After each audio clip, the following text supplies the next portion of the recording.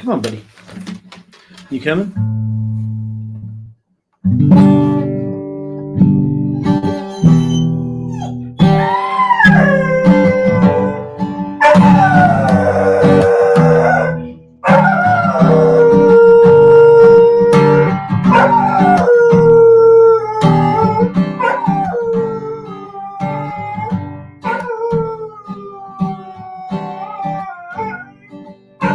Is this place I can rest my forehead?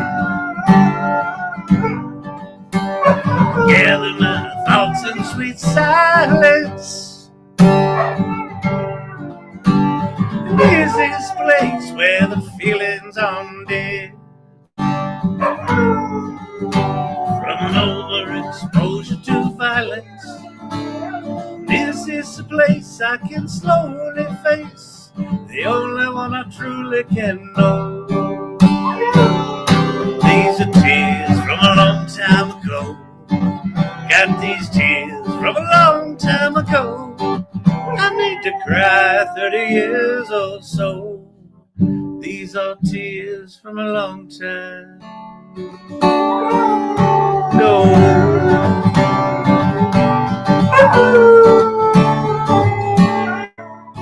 Oh darling, you say unto me, where have you been all my lifetime? Well, I have been swimming 7 sad seas. Poor women have tossed me their lifelines, and I pulled them into the water's darker end. I'd have warned them, but I didn't know. These are tears from a long time ago. Got these tears from a long time ago. I need to cry 30 years or so. These are tears from a long time ago.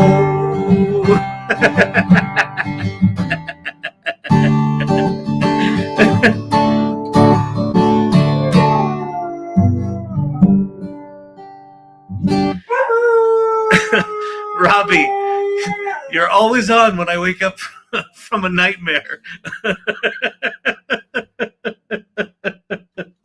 I think I'm going to take that in a positive light, but it could go either way. Very possible I'm causing the nightmare. Oh, that's awesome. Good evening. Happy Monday, good people. Hope you had a good weekend.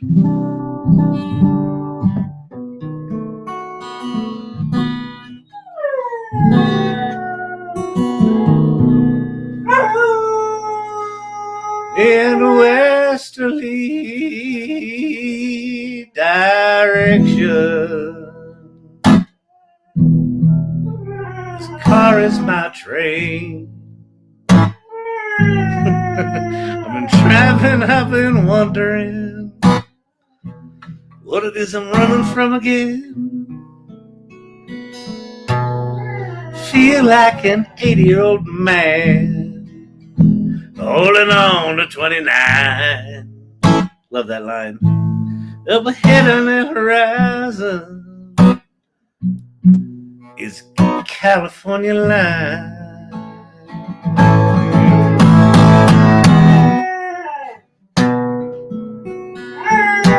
Up ahead, a truck's carrying a wide load. Prefab house cut in half. Cute little front door and 2 windows, my lord. Ain't sure whether to cry or should I laugh.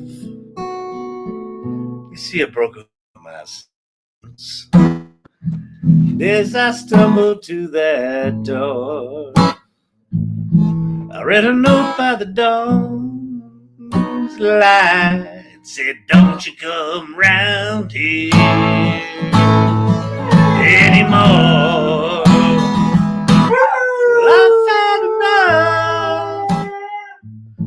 This freedom on the rock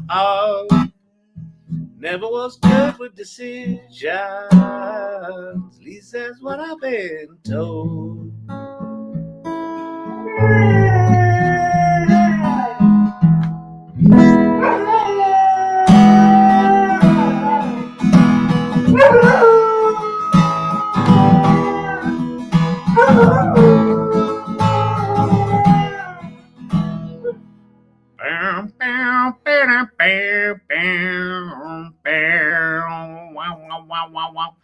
I hope everyone is well. Tell me what's going on. I would love to hear what is inspiring you these days. What? Where are you finding inspiration?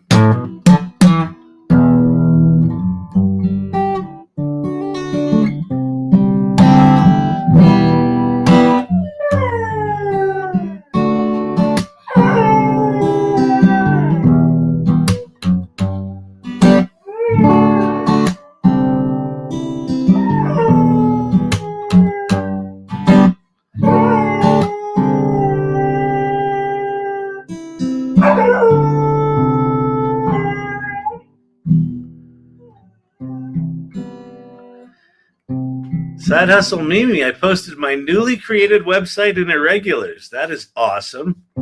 Champies are inspiration. I like that. Solid. Solid, solid, solid. Inspiration coming from Reddit. Really? What inspiration from Reddit? That's awesome. I found inspiration right here. Love that. Love that. Love, love, love, love, love.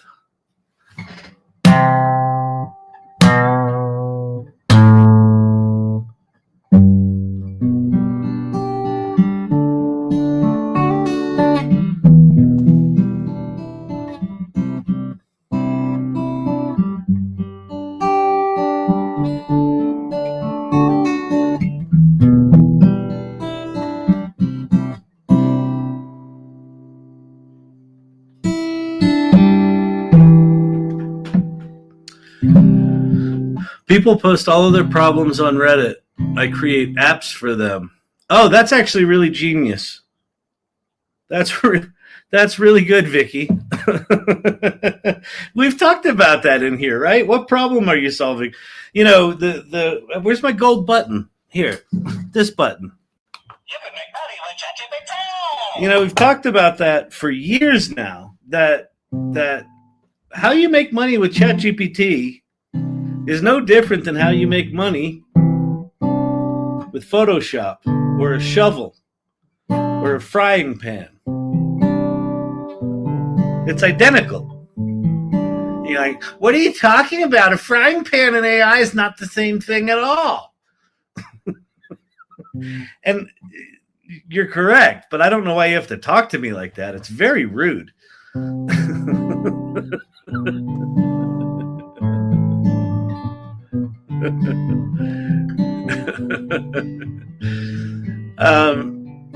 But the way it's the same is you figure out a problem that people are having, and if you know how to use one of those tools and you can solve someone's problem, and if it's a big enough problem and your solution is compelling enough, they will give you money for that solution, or at least a little attention.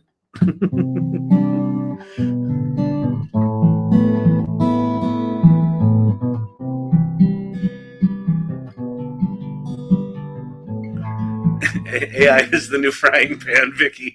That's really good. Yeah, exactly. Start a restaurant, start a GPT.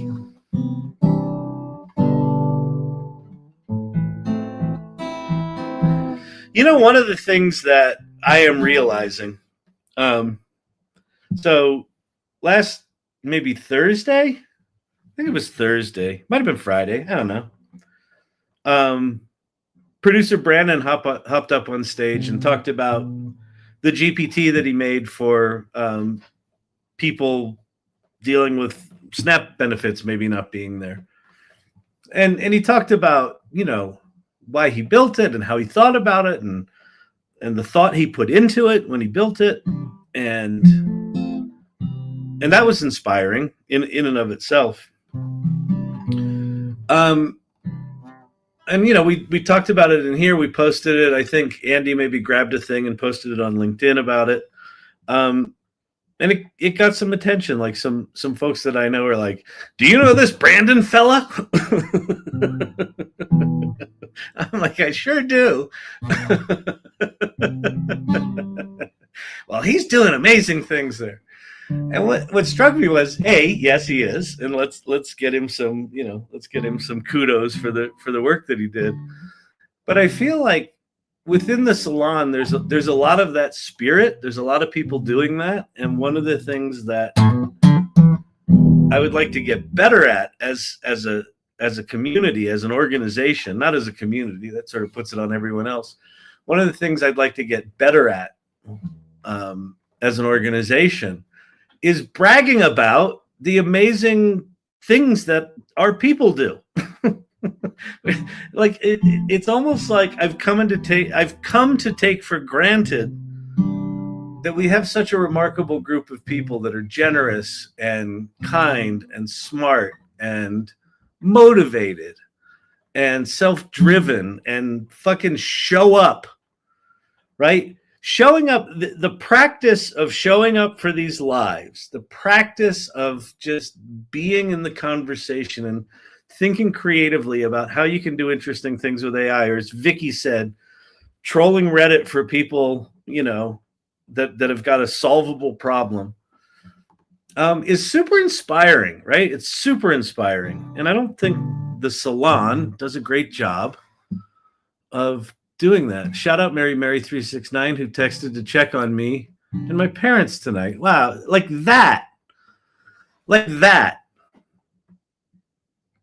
That's huge. And I hope they're well, Source Camp. That's huge, right? Because what does that tell you? It's got nothing to do with AI. It's got nothing to do with AI. It says that we've got a community that are thinking about human beings. And yeah, we're excited when some new crazy ass technology comes out. It's like, ooh, it's exciting. It's like a Christmas, it's like a present under the tree. But in the end, the presents under the tree are just an excuse to sit around the fire later and talk and connect. And that's what these meetings are. That's what the AI Salon is. And that's what life is. Right?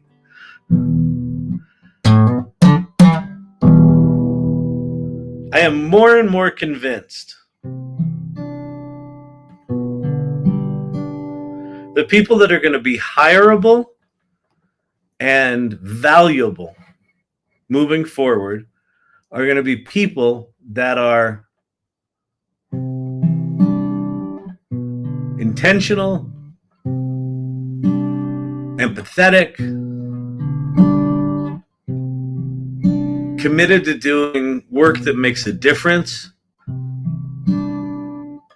curious, adaptable.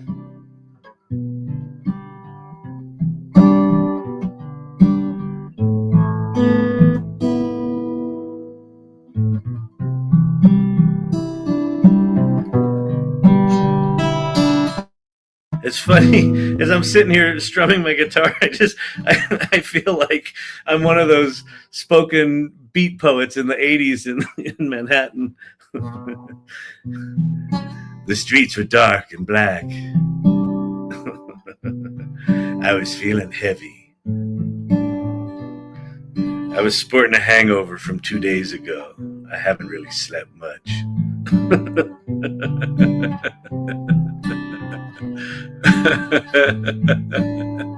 We are moving through this life together on this channel. Yeah, it's so true.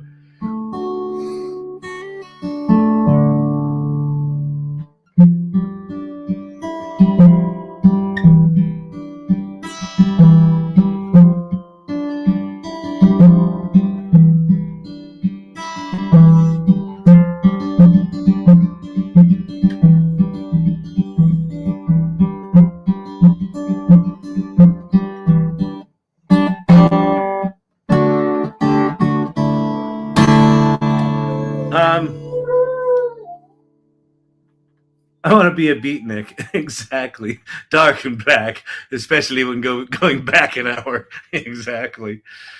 Yeah.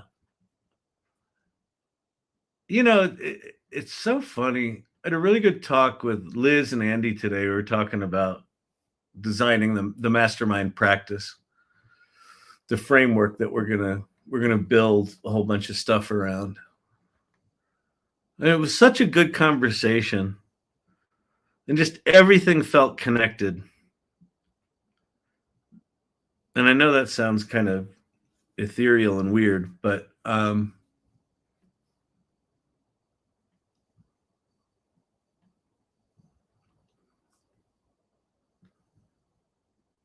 I've talked about this before, where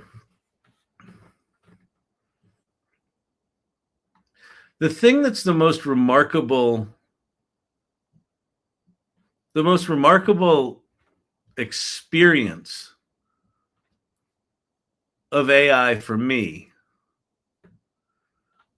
is that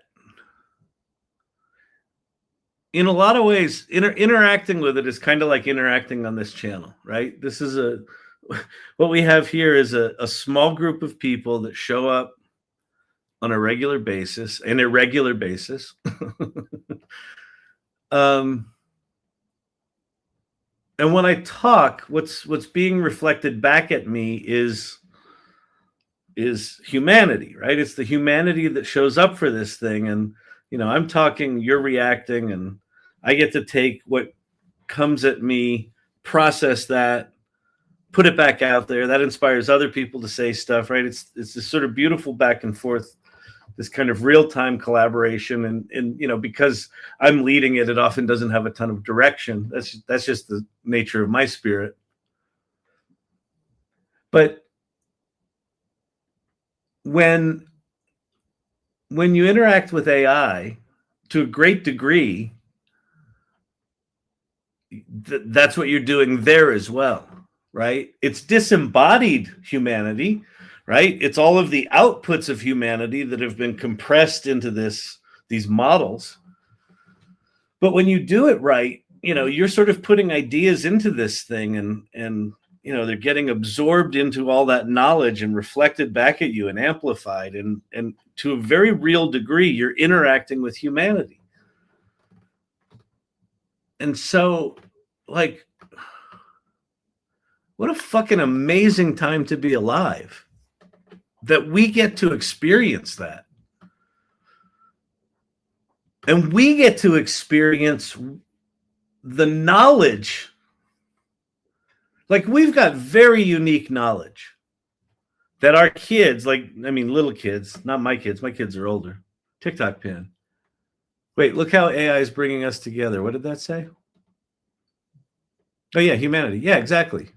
Like I really do. Listen, if I'm accused of being a little Pollyanna-ish on this, I do think that AI is in a weird way going to bring people together. I think social media is the most horribly named of all of the technologies, because it accomplishes the opposite. And artificial intelligence may actually drive real humanity, amplify real humanity and real empathy.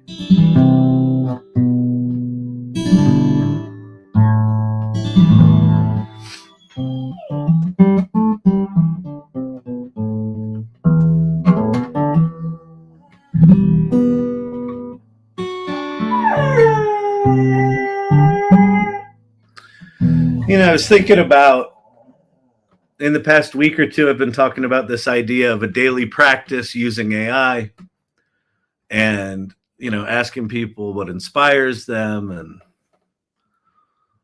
And, Dr. J kind of,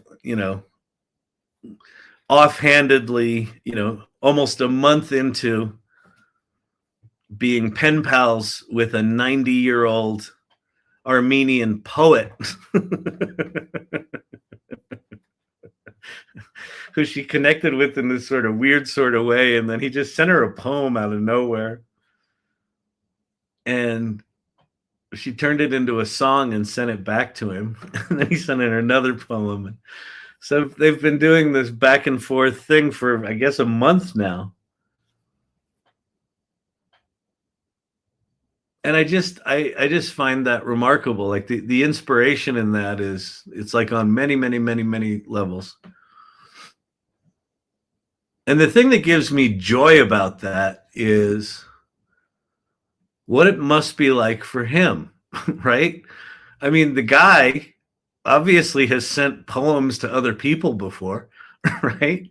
And I'm sure people go, "Oh, that crazy old poet," or just not even. They just look at it and go, "Oh, that's nice. Thanks."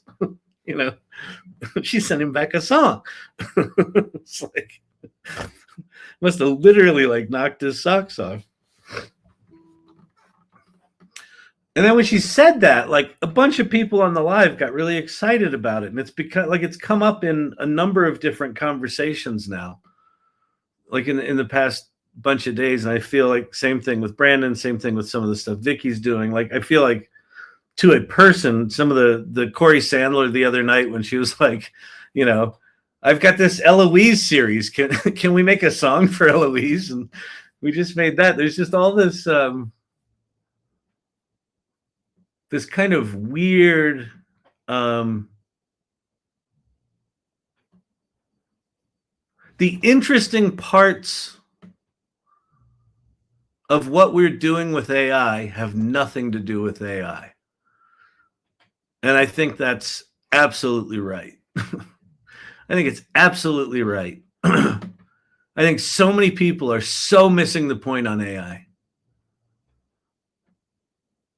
They're looking at AI as an adversary, right? The robots are going to get us. It's us against AI. AI is going to take our jobs. AI did that. AI can't be creative. There's all this AI. Like it's this adversary. And it's black and white. It's black and white. You either love it or you hate it. Right? You either worship at the feet of AI or you're a doomer. And I feel like, well, I certainly lean toward the optimistic. There's a lot about AI that sucks. Bad. Right? And then there's a remarkableness to it when you reframe it from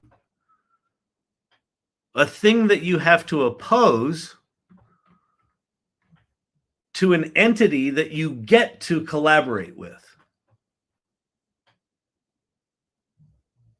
And if you're sitting in a situation where you get to, where you're privileged enough, and you think about it like that, you're privileged enough to live in a time in history where we get the opportunity to interact with this entity that reflects our humanity back to us in this amplified and magnificent way. It then begs the question, well, what are you going to do with it? Who are you going to inspire? Who are you going to touch? What difference are you going to make?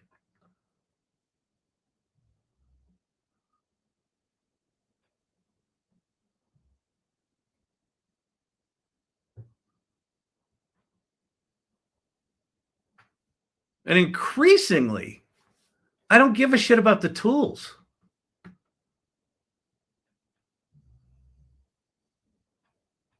I think it's important to understand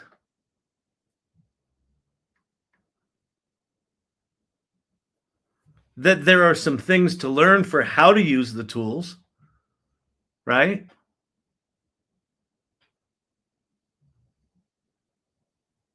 But if you think about all of the tools that a home builder has to know, right? They've got to use backhoes and laser levels and things that find out if there's electricity or plumbing underground so they don't break a water main. And they've got to understand different kinds of concrete and what you would use for a foundation and what you wouldn't and how big the rocks are. There's a lot of incredibly technical things that you have to know. But in the end, what they're building is a thing someone's going to spend their life in. Now, I'm sure they don't think about it like that. Maybe architects do, but I would imagine that there's a fair amount of builders that don't think about the tools at all. The tools are second nature. What it then comes down to is like, do I have pride in this thing I'm making? Am I doing this in a way that's going to make a difference in someone's life?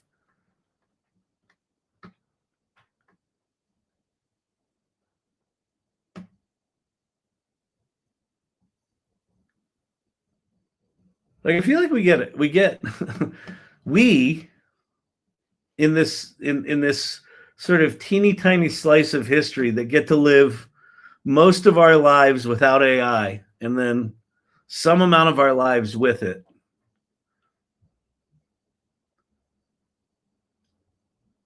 We're in the really fortunate position of choosing how we use AI and what difference we want to make for people with it. That very well may influence how a lot of people use it in the future. Now, it might not seem like that on this channel. Like we're just hanging out, talking about shit, occasionally doing something. Occasionally, I finish a sentence.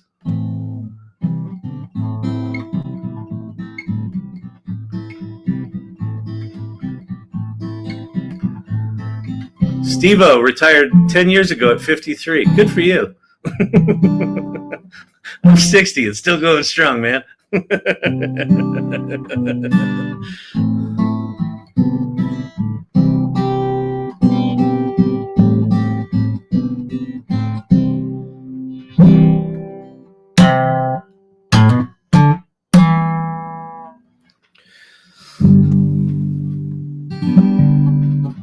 Liz said something really cool today. She was talking about curiosity. And she said there was a time in her life where she was sort of coming into the present about being curious. And she realized that she wasn't. And she thought she was broken. And what she realized was that she was so tied up in, work and making money and solving problems and doing the thing. She was so obsessed with, I don't know if you know anything about sort of theories of like solar energy and lunar energy. Solar energy is sort of, it's what, psychologists sometimes will describe as masculine energy. Lunar energy is sometimes described as feminine energy. I like solar lunar because both men and women can have both solar and lunar energy. There's no stigma to it. And what she was basically describing was that her psyche was so filled with these solar activities. Got to do the thing, got to make the money, got to make the decisions, got to that there was literally no room for the curiosity stuff, right? That when you're in this mode where you have to solve and you have to be and you have to do, there's no room for being curious because there's no place for it to land. There's no place for you to process it. And then as we were talking, within the AI Salon, we've got this cycle of AI readiness, and step 1 is play first. And step 2 is create excellence. And step 3 is generously lead. And what we actually ended up talking about was that these are actually really distinct psychic modes, or it's like psychological modes. Play first. If you're too sort of driven to like make money or make an automation or solve the problem, there is no room for play. There is no room for curiosity. And so play first is really this idea of lunar. It's about ideation. It's about curiosity. It's about learning. It's about not knowing. It's about not having expectations. And if you can get yourself to that place where you just let all that stuff drift away, it makes room for new stuff to come in. And then in Create Excellence, you're shifting from that solar energy to that lunar energy to solar energy, where we're going to create excellence. We're going to set some intentionality. We're going to execute, right? We're going to make the thing. We're going to commit to the fidelity of the idea. And then the generously lead part is when those two things come together and you connect it with other people in the world. Generously lead is about saying, hey, here's this thing I made. You know, Brandon saying, here's this thing I made. Here's why I made it. Connecting with other people to say, hey, here's this thing. That's pretty good, Brandon.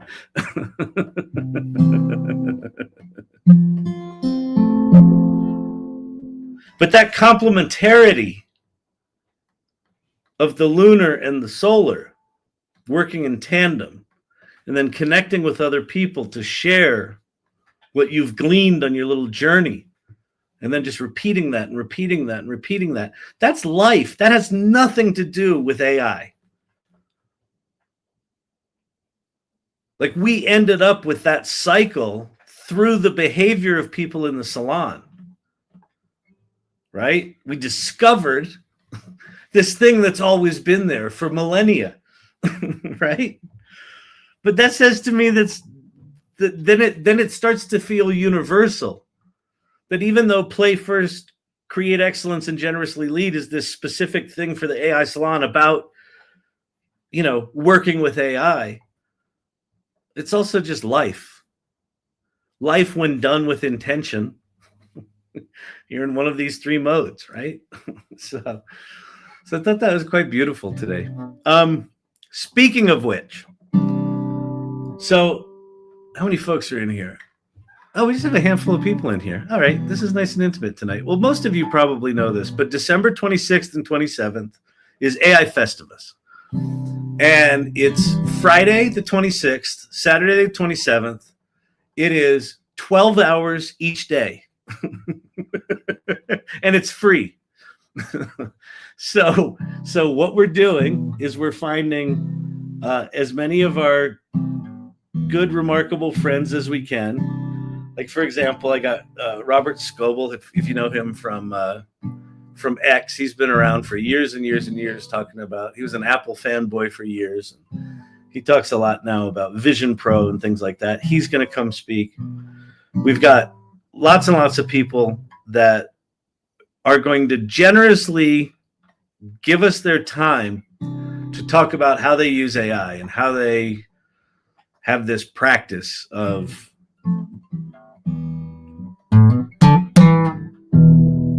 being human with this remarkable technology. And you're going to learn a ton, but what you're likely going to do is make friends and get inspired and have an excuse not to talk to your weird uncle. He was always a little grabby anyway, so you can just get away from him.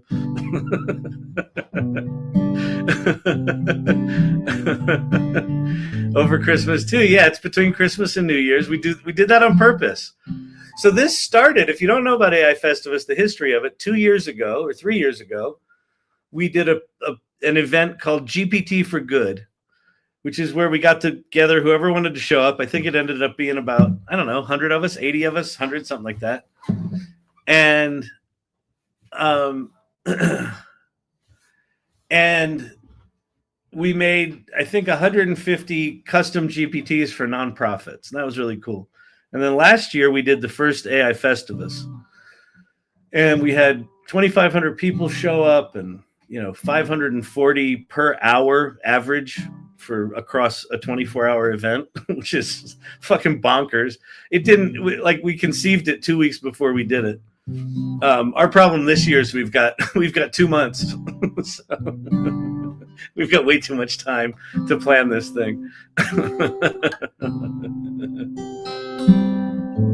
But if you want to see the speaker lineup from last year, if you go to aifestivus.com, we'll ultimately update that with the new speakers and things like that. But we're not there yet. But you can see what was there last year. Oh yeah, GPT for Good. If you go to GPT for Good, wait, HTTP GPT for Good. It's .com, right? Yeah, I think it's GPT for Good. If you go to gptforgood.com, Vicky Baptiste made us a website that features all 150 of those GPTs that were made for nonprofits. It was super cool. There's never enough time to plan. I know. It's so true. When you have ADD. No? Oh, I see. It's gptforgood.my.canva.site.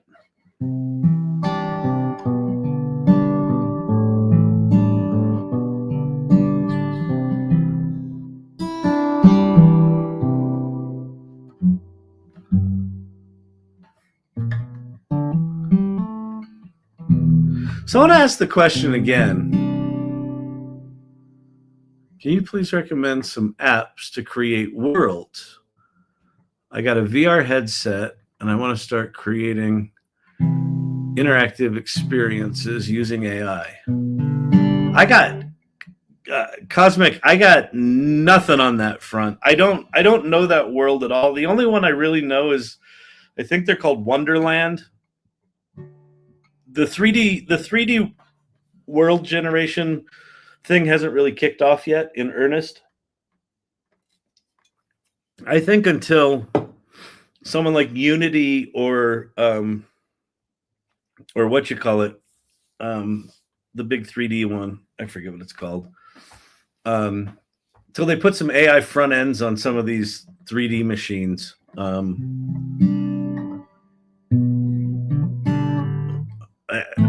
I don't think we're going to see much in that space. But I think we'll see it in 2026. There's just nothing this year's come out that's been all that interesting. But that, what I do know about that world, like I'm working with a couple of people right now that are deep in that world. Like that is a whole world. What's the woman's name? She spoke at the salon like 2 years ago. Oh, crap, I forget her name right now. There's some people in the salon that know that world, but that's a very specific world. Like that world goes way back to like Second Life and and meta.com and things like that. So it hasn't really been hit by AI as deep as I would like it to be right now. I want to be able to speak worlds into existence. That's just not there. That looks like a big glass of Bailey's or Kahlua and milk. Wouldn't you like to know?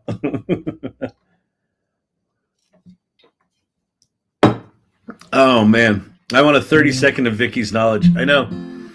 Well, Vicky is in that. She's in a zone right now, and she's also, she's off from work for a bit.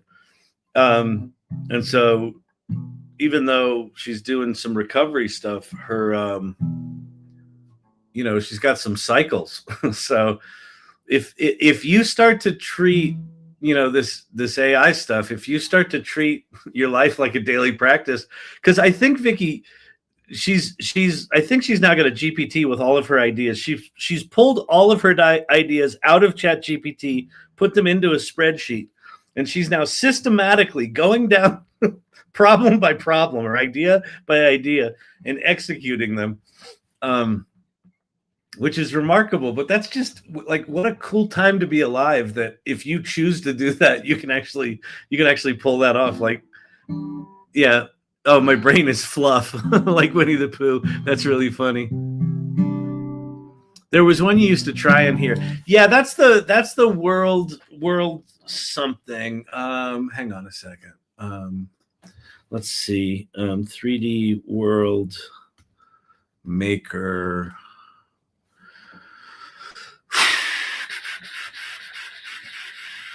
World creator? No.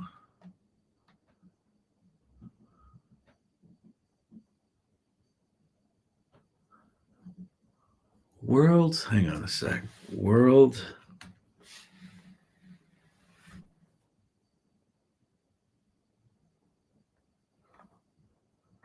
Brandon might have it. TikTok pin.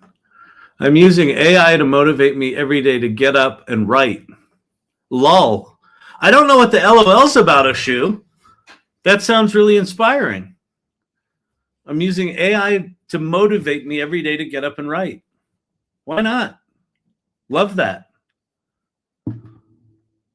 Jeremy, are you here? From Corey Sandler. Corey Sandler is seeking Jeremy. Jeremy. Corey Sandler looking for you. Is there a Jeremy in the house?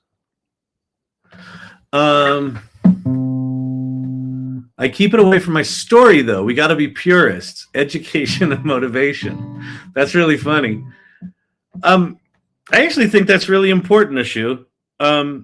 I think that every artist, every creative needs to figure out where their boundary is with how they want to use AI. And I think it's actually a quite noble thing to say, hey, this writing is my sacred space, and I don't want that invaded with how this thing works. I really respect that, because what you are doing is saying, but I will use it in these other areas, which by definition means you have to think about it critically, right? Where will I use it? Where won't I use it? Why? Skybox AI, that's the one. Thank you, Brandon. How did you find that? Because my brain. Skybox world.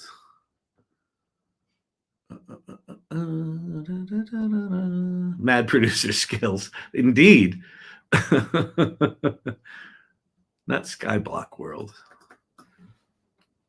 Skybox AI. And then I forget what they're... Oh, Blockade Labs. But wasn't there... I think there was a new one. There's a new one that...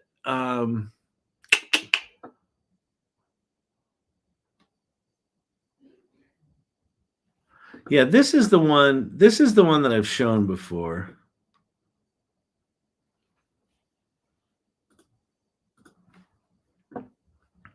But there's a new one that I played with like a month ago, and it was called World something. Maybe World Labs? Hang on. World Labs?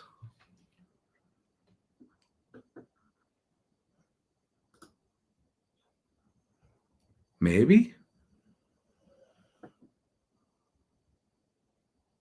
No.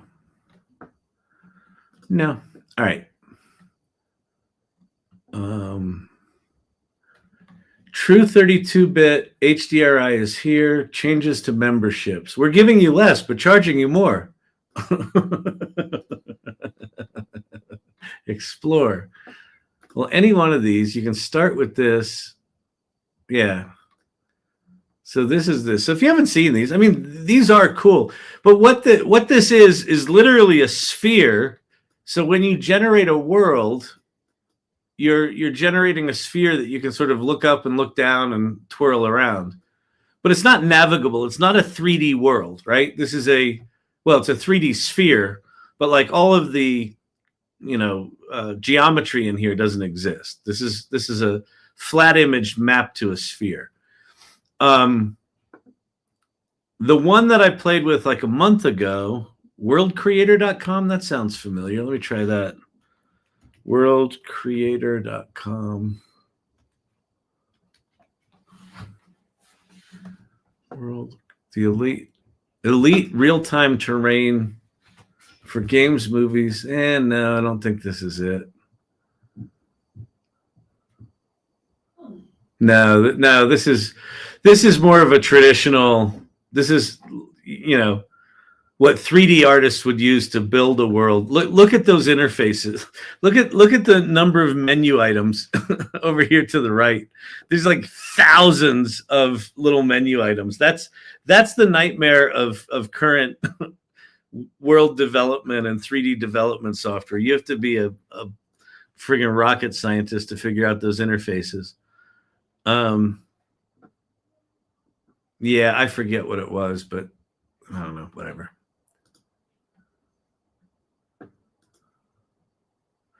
But this is kind of cool. I mean, you can just say inside of a trunk of a 1973 Nova. Google Genie. No, it wasn't that. It was definitely one of these weird startup companies that had built something. Because basically what this company did was, rather than map their images they generate to a sphere, they attempted to define some topography, some geometry to map things to. All right, let's see if it got the inside of a trunk right. No, got it completely wrong. It doesn't understand what a 1973 Nova is. Thinks we're in some sort of fantasy world. This is not what you would experience if you were in the trunk of a 1973 Nova. You'd be in there with a hammer and a jack and a flat tire. And probably some duct tape. Second Life better watch out. Novas had big trunks. I had a 1970 Chevy Impala. That thing's trunk was like a queen-size bed. It was huge. Skybox found it. Thanks. Jeremy is my photographer nephew, and I want him to join us at the salon and here. Oh, that's awesome. That's beautiful. Worldlabs.ai. Maybe. Hold on. That sounds familiar. World Labs. Which is, I think, why I confused it to this one, because this is Blockade Labs with skybox.blockadelabs.com, and then that one's worldlab.ai. Worldlabs.ai? World Labs, hang on.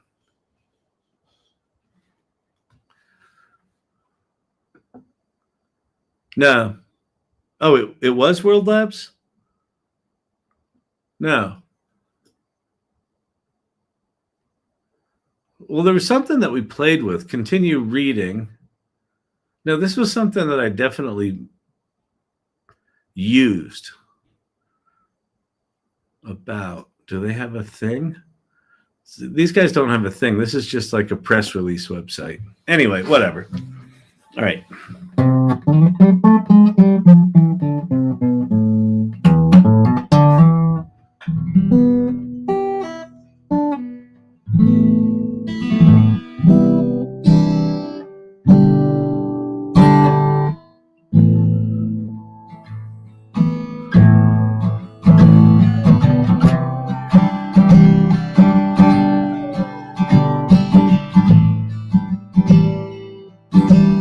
Pacers had bigger ones. 3D World Simulators, Spatial AI, Black Shark, Lucid, Jua, and Improbable Labs. Yeah, I don't know. Nope, none of those are the ones that I remember playing with.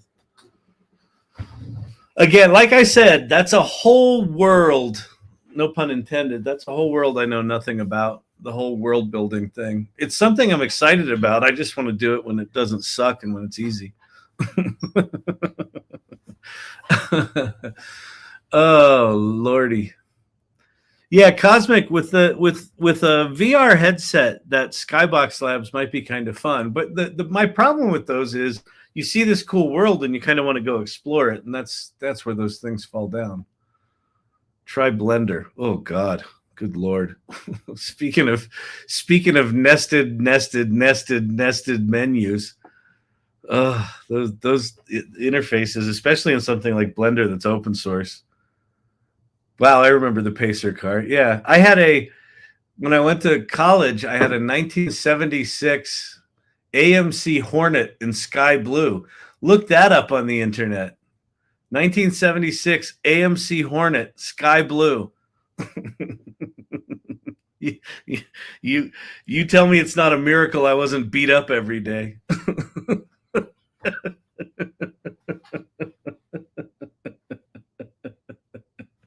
I think Claude can run Blender for you. Can AI make a CD-ROM? That's really good. Well, you know, it's funny. We are very much in the, if you think about games and game development, the CD-ROM era, where you were basically taking like information repositories and putting slick front ends on them and delivering them on a disk. Like, it was a really exciting world for like a 5-year window there, right? Culminating with the game Myst. And but it was very much a stepping stone to all of the stuff that came after it. I feel like with AI right now, this feels conceptually identical to the CD-ROM era. Like, we're going to look back at this time we're in right now and be like, you remember when you had to actually like know all these tools and you actually had to have skills like prompting and like CD-ROMs is like, you remember when we had to learn those authoring languages and we were using Macromedia, CD-ROMifier, or whatever the fuck the tools were called? And there were people that got really good at those 7 tools that you use to put together a CD-ROM. It's crazy. That's really funny. I think it was Magica, Dynamic Labs, but their preview is done. Oh, okay. All right. Oh, man. Look at Joy Purdy. Joy Purdy's in here giving some master lessons. If you want to use Blender, you have to install the Blender MCP and connect Claude to Blender, and then you can have Claude use Blender. That's very cool. We're going to look back at this time and be grateful for Kyle Shannon, the AI Learning Lab. That's very sweet, Corey Sandler. Joy Purdy, I have no idea how to do that. Ugh. Any computer is so choked. My computer is so choked.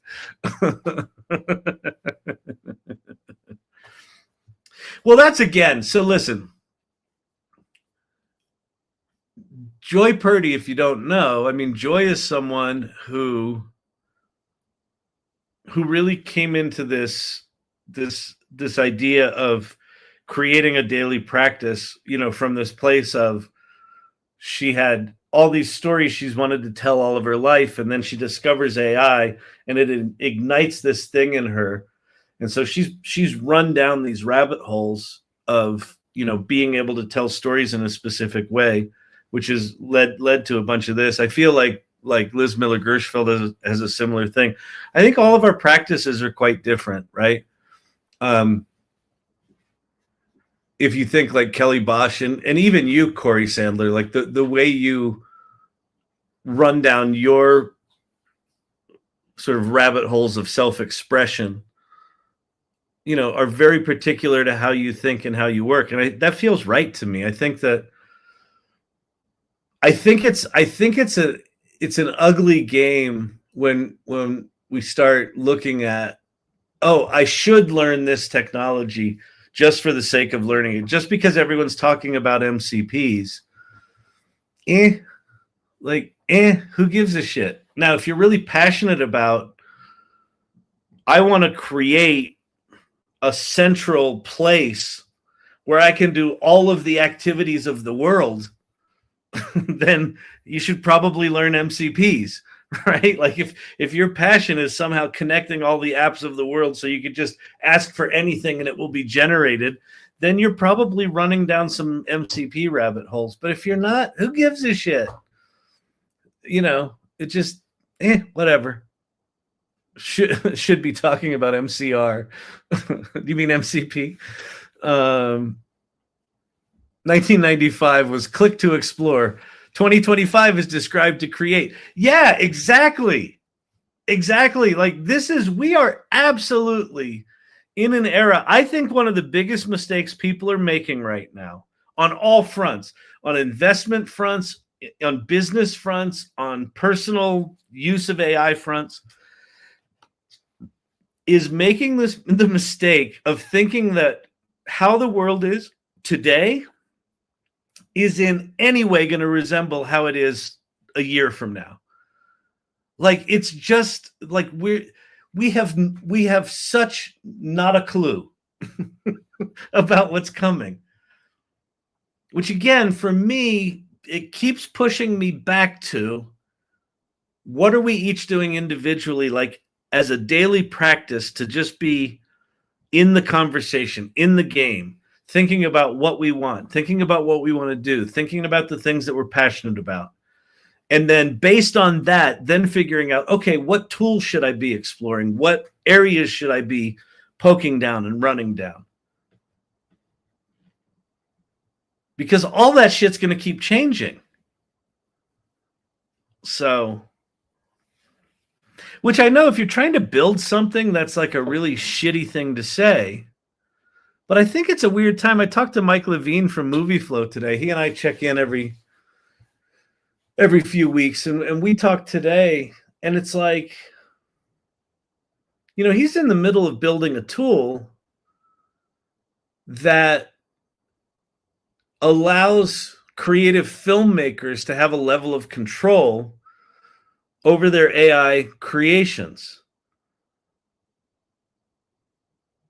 which is necessary right now because the AI movie making tools suck so bad. They just do.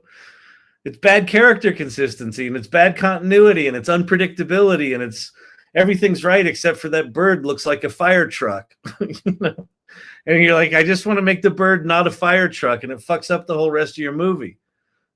Right? Like, we're just in a weird ass thing. Well, when all that shit gets fixed, how does he adapt to that as a business? Like, how quickly is he going to toss out tools that in 2025 were absolutely necessary and mid 2026 may not be? I think that's something we're going to all have to confront, which is there's a part of me that's just like, oh my God, that's fucking exhausting. I just got this thing figured out. Now I got to learn the next one. And the answer is yes. If you want to keep playing in the game, right? If you want to keep playing in the game, it's just, that's the fucking deal. Yeah, it's the fucking deal. You know what I'm saying? You know what I'm saying? As an indie filmmaker is wondering about AI translation tools for subtitles, but I think even that is something. At least they figured out hands. Yeah, exactly. Achilles standing, what's happening? I get that too with documents, like the trunk in your Nova. The irregulars are 3 years in. We know that we don't know. Yeah. You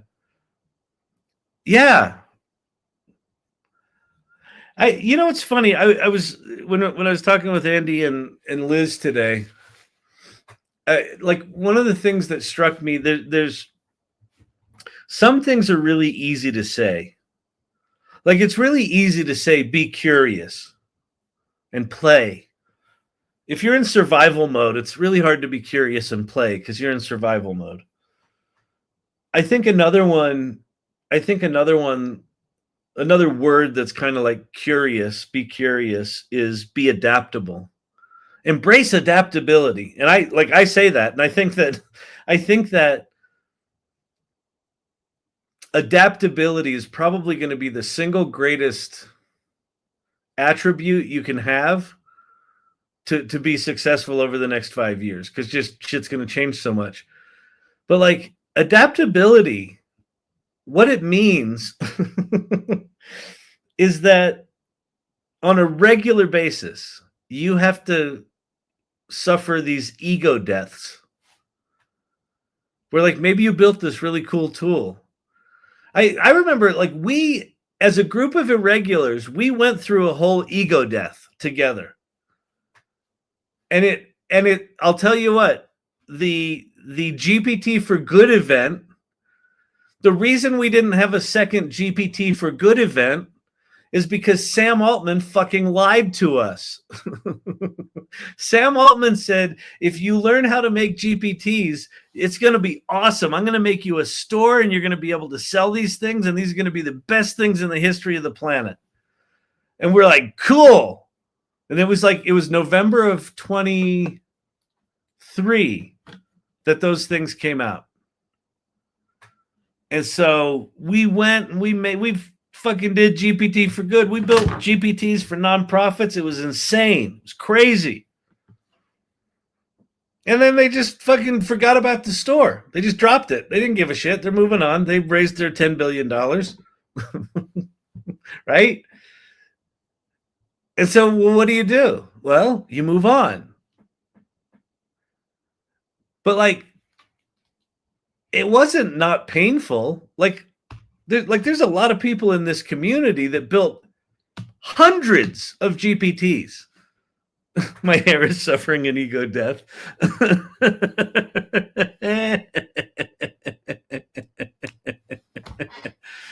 Right? I'm glamping. You're glamping and watching the AI Learning Lab? Well, I'm glad my hair could rise to the occasion. Get it? See how it's... But adaptability is really hard, because what adaptability means is you have to be in the game and build something knowing that it's going to be irrelevant in somewhere between 3 weeks and 8 months. Just is.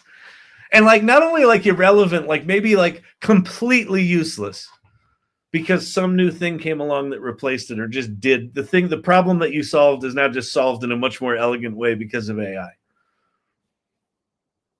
That's not easy, right? How do you deal with that? Well, this is again why we're going back to this idea of creating a daily practice around how you use AI. Because if your purpose, if how you think about AI is much more about your intentionality, I think it's going to be a bit easier to go, okay, I'm going to let that go. I'm going to let that go. Because this thing's still here. And now I can do that thing better or different with these new tools. I'm going to let that one go. If you get caught up in the tools, then you go along with them, and that sucks. Your hair is amazing. YouTube comment. Fabiana, thank you for acknowledging survival mode. Sometimes I'm here just for the chatter. Yeah. I think we're all going through some shit. This has been an intense year. It's been an intense year. And I think 2026 is probably going to get more intense. And so what do? Well, part of what we do is what we're doing here. Side Hustle Mimi, or Mimi 369, reaching out to Source Camp, asking how she's doing. Brandon making the thing for SNAP recipients. That could make a difference in people's lives. So I think part of it is just being in community. But yeah, I mean, listen, if me being silly night after night, or like tonight, I'm not being silly at all. I'm just being like philosophical. I don't even know if I'm making any fucking sense tonight, for what it's worth. I'm just sitting here self-editing going, what the fuck are you even saying? But if nothing else, this gives us a little time to like just not be in like kind of really intense day today. You know those days, have you ever had those days where it's like you have a bunch of things to do, but they're all for different projects, and then every one of them requires a different mental model? Like I started out this morning with a really incredible meeting about Sydney, my musical, that was invented here, right? In real time. March 19th, 2023. Go watch the video. You can watch the birth, the moment a musical was the little ovum and the sperm came together. Squit! And like you can actually watch it be born. And so I had that was my first meeting. And then the next one was about Storyvine, and it was all intense, and we had to figure a bunch of shit out. And then the next one was just everyone was a different mental model. And then in between that, people were calling me, hey, I just wanted to talk and brainstorm. And like oh, my head hurts.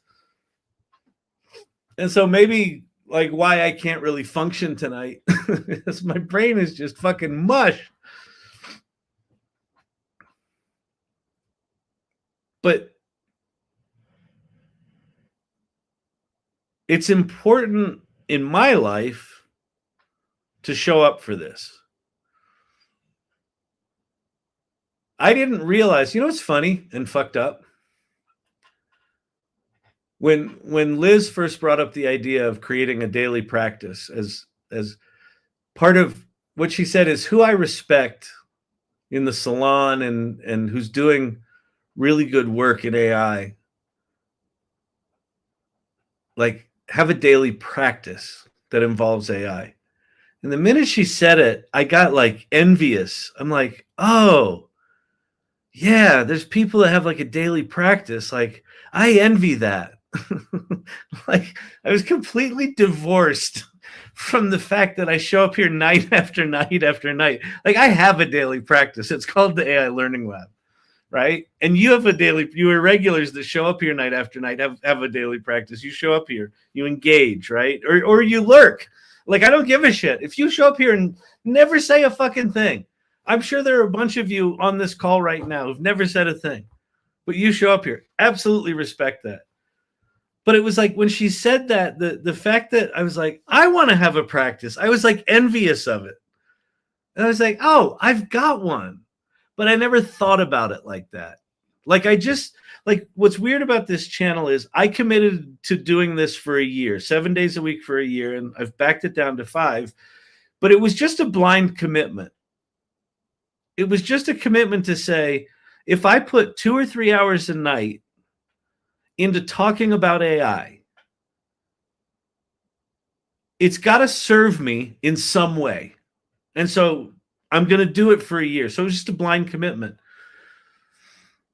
And this past year, I've been a bit lost because I didn't really acknowledge that it was a daily, like it was, in some ways, it was a mindless daily practice.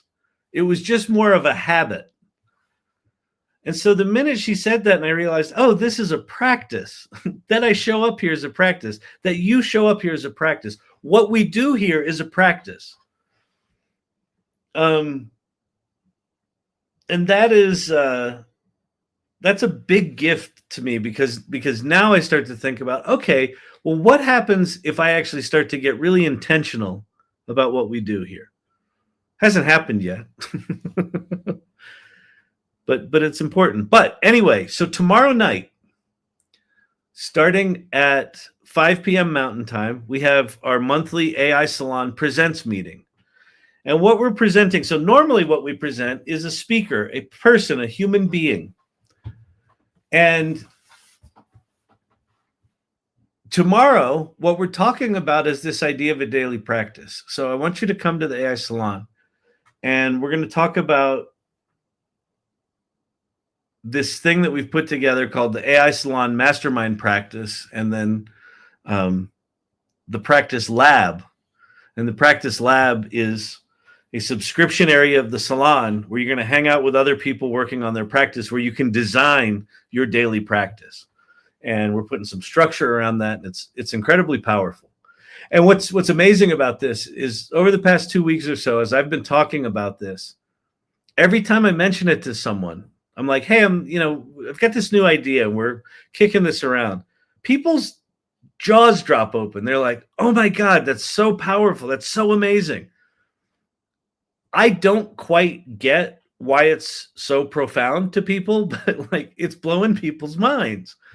Because I think a lot of people, like there's a lot of, this joke. You can make money with ChatGPT. The reason I made this, the reason of that joke is when ChatGPT first came out, there was a bunch of grifters that were like, I know better than you do. And, if you buy my stupid fucking course, you can make money with ChatGPT. I think we're in wave 3 of those idiots, where it's the same people making the same shitty videos, but now they're like, I've got the perfect prompt. If you're not using my prompt recipe, you're not doing jack. It's the same shit, right? And so I think people are appropriately weary of bullshit.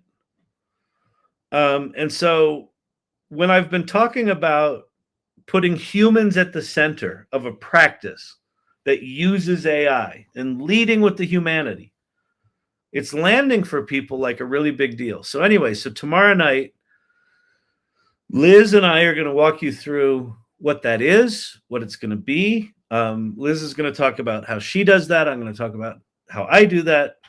And then we're going to have people from the community, like 5 minutes each, talk about what does that mean for them? What does it mean to have a daily practice? And I think it's going to be quite powerful and quite moving. So if you don't know, if you're not part of the AI Salon, go to thesalon.ai and you can read about who we are, what we do, see some of the upcoming events, and you can join the community. But you can also see those events and RSVP for them. So go do that. So come tomorrow night. Can I be one of those shameless that's going to sell a guide or two? Yeah, well, listen, no fucking shade on people out there trying to make a living and sell guides and things like that. It's just I think it's a little disingenuous to the people that are like, I've got the answers. Like you're an AI dum-dum and I'm the AI genius, and I'm only going to give you the answers if you pay me money. It feels a bit predatory to me. So I just don't like it. I just don't like it. But I don't begrudge them for making money, but I feel like it's the messaging that I just fucking hate. Yeah, I promise I'll make it substantive and encouraging. But listen, go for it. And honest to God, man, if you've got the fucking fortitude to talk like that and sell like that, more power to you. It's just, I'm not going to buy your shit. Vicky Baptiste, I am so over prompt structures. There you go. I'll tell you what. Vicky Baptiste, I guarantee you, I promise you, she has probably tried every prompt structure out there. And it's like, there is no one size fits all for this AI stuff. There can't be. There's too many of them. There's too many different approaches. There's too many different interfaces, too many different models. Like, again, what it comes back to is you. What are you trying to accomplish? And if you don't understand what you're trying to accomplish, that's where there's some work to do. Because you're not going to find that from the next great tool.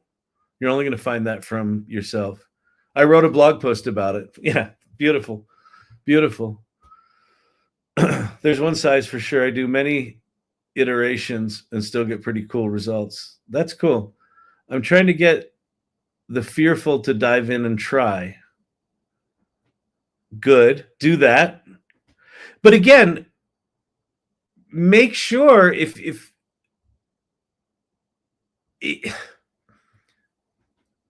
you're really just trying to explore, make sure you've got space in your mind to be able to be curious and let stuff just be like, remove expectations and remove like, I have to learn to do this thing. That's such a different mental model than just, I'm just going to go play and explore. Like if you've never coded before and you just go to lovable.dev and you just type in a single sentence, I want an app that does X, and then sit back and watch what it does. Like with no expectations. And then when it gives you something, if it's cool, great. And then you can iterate on that and build on that and do things like that. But if you go in there like, I've got to learn this thing, and you go watch all the YouTube videos and you get all the prompts and you go write your product specification document and ChatGPT and you bring it over to Claude to create a software spec, and you take that spec and put it into Lovable and you're expecting it to be a scalable SaaS app within an hour, you're going to smash your face into your computer. At least I would. It's going to be miserable, right? So find those distinctions of when you're in these different modes. The play mode requires some space. It requires some not knowing. It requires you being okay with ambiguity. Create excellence is about, okay, now I know what I want to create, and I know that I've learned some things up here in the play area, but now I'm going to focus. That's a completely different mental model. Recognize that those are different, and I think it'll help. I think it'll help you. I think with the learning thing, right? Especially when you're learning, um,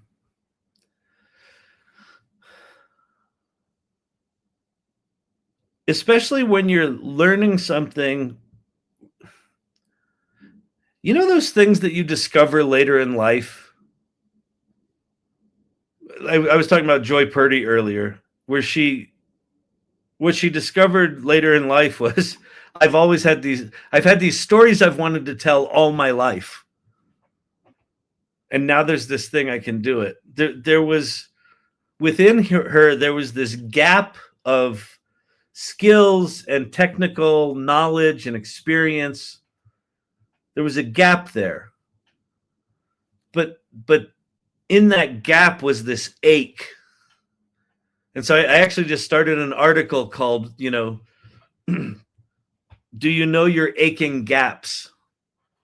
Those gaps in your humanity where you're like, I know I can't do this thing. It's this gap in my skill set, in my knowledge set, but I want to do something there. And it aches. You're like, damn it, I wish I was good at that. For me, it's like, I wish I were like natively better at music. And I'm just not, right? And yet I'm working on a musical right now. Like AI came in and it filled in some weird lack that I had, that was this aching gap.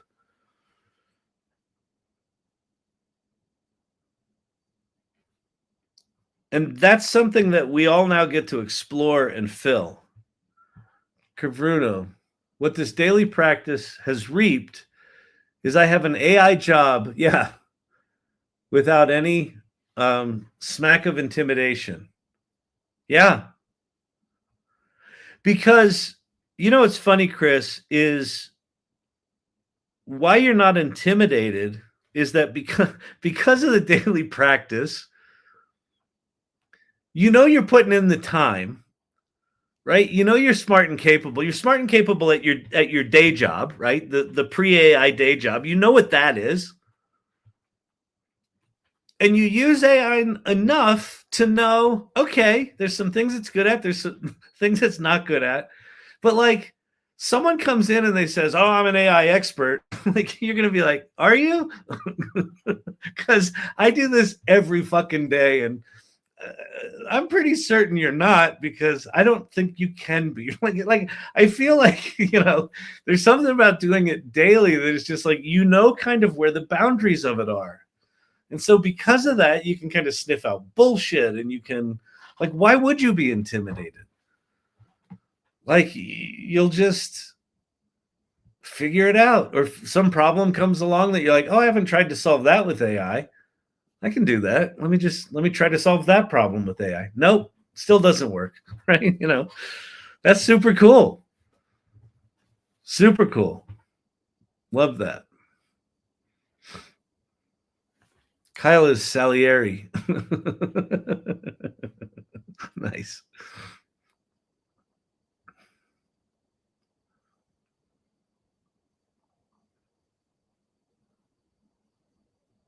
Hey, so I'm seeing some back and forth here with Mimi and Joy Purdy about being intimidated by some of the tools. I will share with you, in fall of 2022. I've talked about this on this channel before, so if you've been here for a while, you've heard this. In fall of 2022, I decided I wanted to make some AI images, and Midjourney kind of sucked at this point, or might not have even been on the scene. Stable Diffusion was the tool, right? But you had to install it.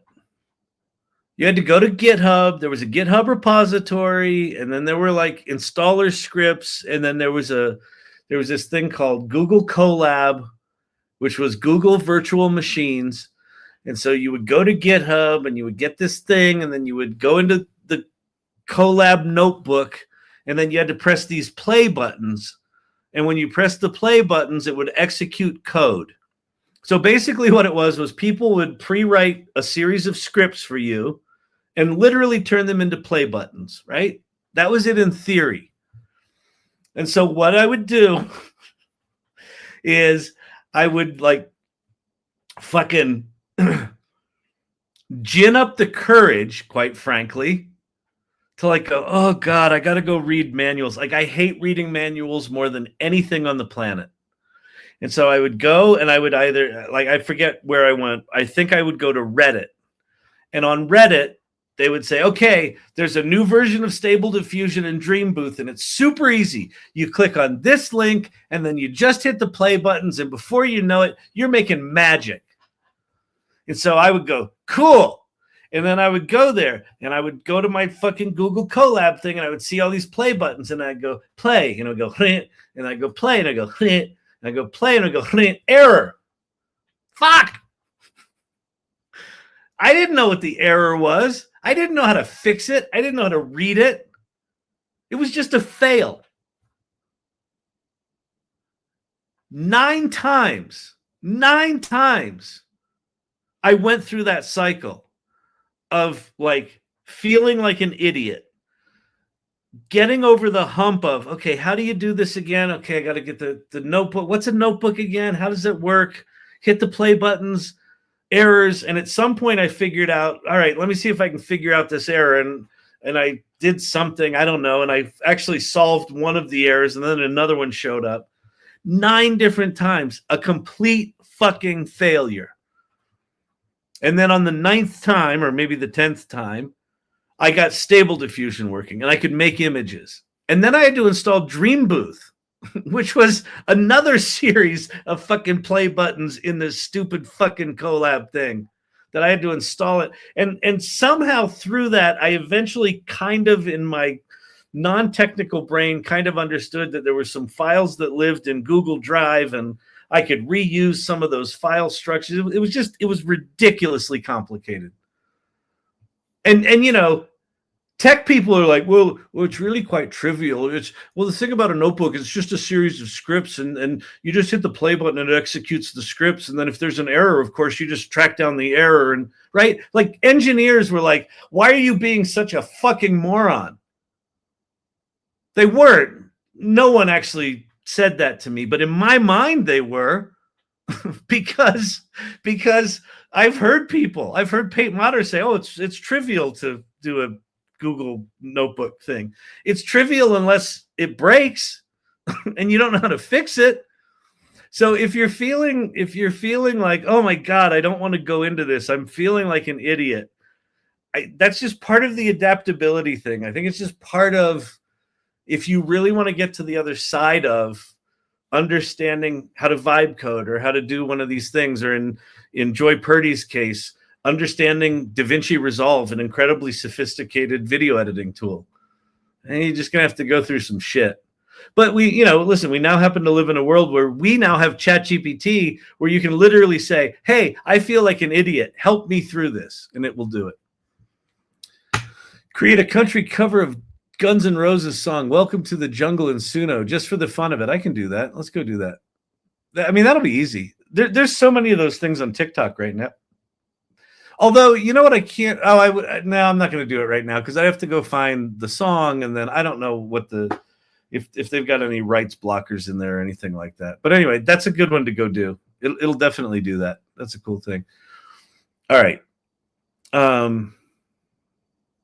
Or you can just watch Joy's LOL on DaVinci Resolve. Awesome. That's great.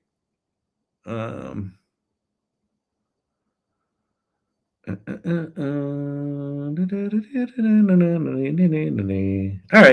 I'm going to go. Was this at all useful tonight? I don't know what I said. Chef Kelly, remember when ChatGPT used to hallucinate and tell you it could perform tasks it couldn't? Yeah, exactly. Oh, wait, that still happens. It's so true. Side hustle Mimi, yes, it was valuable. What vibe coder did you use? Oh, back in 2022, there was no vibe coder back then. My first experience with vibe coding was the week after ChatGPT came out. I wrote a Python application that made API calls to OpenAI. It was pretty cool. Definitely valuable. All right. You all are just, you're all irregulars. You're, of course, going to say nice things. Actually, the irregulars, I think you're all salty enough now that if this is a waste of time, you'd be like, we'll be here tomorrow. You can pick up the pieces. The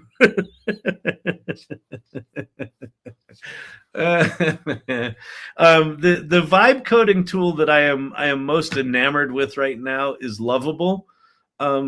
Just because every other vibe coding tool right now still requires you to be a developer.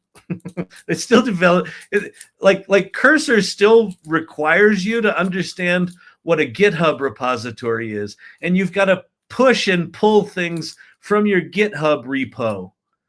So long as you're pushing and pulling things from your GitHub repo and saying words like that in a sentence together, assuming that anyone knows what the fuck you're talking about, means it's still too complicated. and again, it's not too complicated for people that want to be a developer, but it's too complicated for the 98.5% of people who are not that to some degree. And that's what Lovable's attempting to do, is to just say, just come here, we'll take care of you. We'll take care of the security. We'll take care of database setup. We'll take care of web server setup. We'll take care of domain DNS management. We'll take care of user authentication. And we'll take care of the building your application, and we'll take care of the interface design. We'll do it all. You just tell us what you want. That's what they're attempting to do. They're the closest right now, in my opinion, to pulling that off. I think 2026 we will have dozens of tools that are Lovable class or better, and hopefully Lovable stays in the lead. I think they're a really smart company. I am technically a Lovable ambassador, but I would talk about them even if I wasn't. But that's why I'm so bullish on them, is because they clearly recognize that there's a market here for non-technical people to be developers. And developers shit all over that idea. Well, it's not scalable. Like every time I post a fucking Lovable app, they're like, well, this thing's not scalable. It's full of security holes. I got your social security number, you big fat loser. Yeah, I know. I don't care. I don't care. I made an app. Can I just celebrate the joy of having created an app without having any coding knowledge for like 5 minutes before you shit all over me? You fucking propeller head.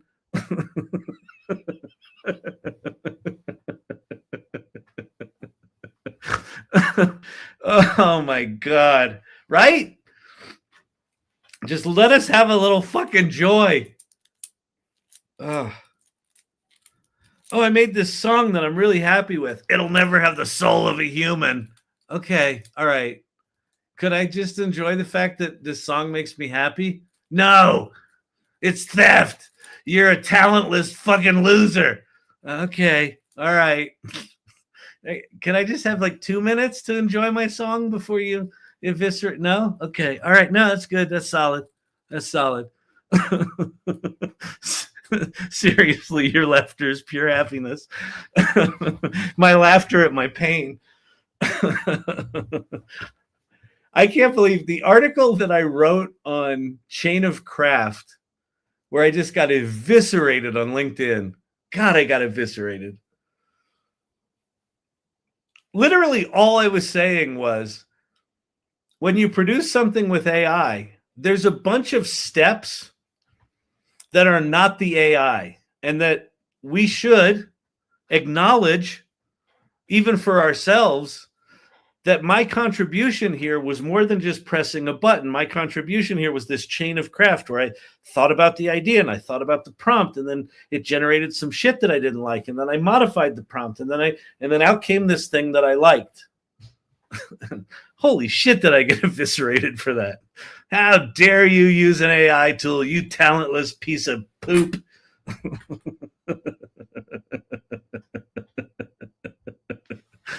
Oh man. All right, I'm leaving. Anyway, enjoy your creations for the 38.2 seconds that you can enjoy them before people yell at you and tell you what a piece of shit you are for using AI.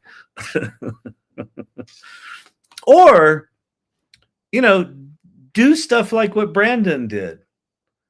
Make a thing using AI that just says, hey, if you're struggling with something, I made a thing for you. Hope this helps.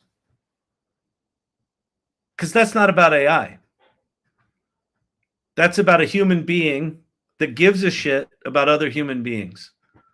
And you shift the conversation. And that's what this whole thing about being in an AI practice is about, or being in a practice using AI. It's what it's all about, is figuring out what's the difference we want to make in the world. That's what the salon, that's where we're going to take this fucking salon. We're going to take this community.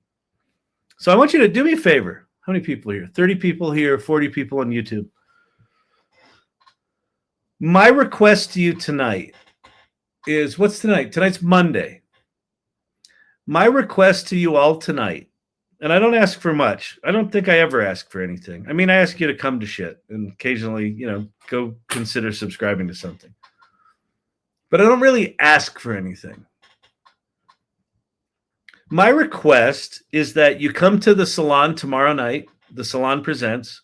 My request is that you invite someone. If they can't come, they can't come, but then you invite them. And if they can't come to the salon tomorrow night, have them come to the learning lab after the salon. So we'll be here tomorrow night as well. And then for every night this week, invite someone new. I'd like to start to expand this circle, because I think the stuff that we're up to is actually quite important. I don't know how to talk about it yet. It feels awkward and weird, but it feels really important. Okay?